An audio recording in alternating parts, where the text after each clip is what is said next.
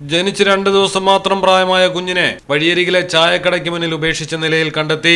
Cement തറയിൽ കിടന്ന് വിറച്ചു കരയുകയായിരുന്ന കുട്ടിയെ പുതപ്പിട്ട് മൂടി കടയുടമ പോലീസിൽ വിവരമറിയിച്ചു. പത്തനംതിട്ട തിരുവല്ലയിലാണ് സംഭവം. കുറ്റൂർ റെയിൽവേ ക്രോസിന് സമീപം ചായക്കട നടത്തുന്ന ജയരാജിന്റെ വീടിനോട് ചേർന്നാണ് 2 ദിവസം മാത്രം പ്രായമായ ആൺകുഞ്ഞിനെ ഉപേക്ഷിച്ച നിലയിൽ കണ്ടെത്തിയത്. കുഞ്ഞിന്റെ കരച്ചിൽ കേട്ടാണ് ജയരാജൻ പുറത്തിറങ്ങിയത്. ഭയന്നുപോയെങ്കിലും ഉടൻ തന്നെ ഭാര്യയെ വിളിച്ച് കുട്ടിയെ പുതപ്പുകൊണ്ട് മൂടി പ്രാഥമിക സംരക്ഷണം നൽകി.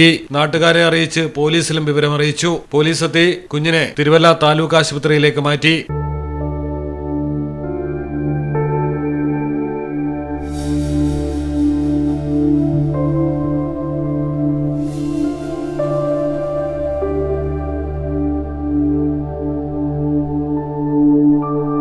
കുട്ടിയെ ഉപേക്ഷിച്ചവർക്കായുള്ള അന്വേഷണം പോലീസ് ആരംഭിച്ചു. മലയാളം ടെലിവിഷൻ, പത്തനംതിട്ട.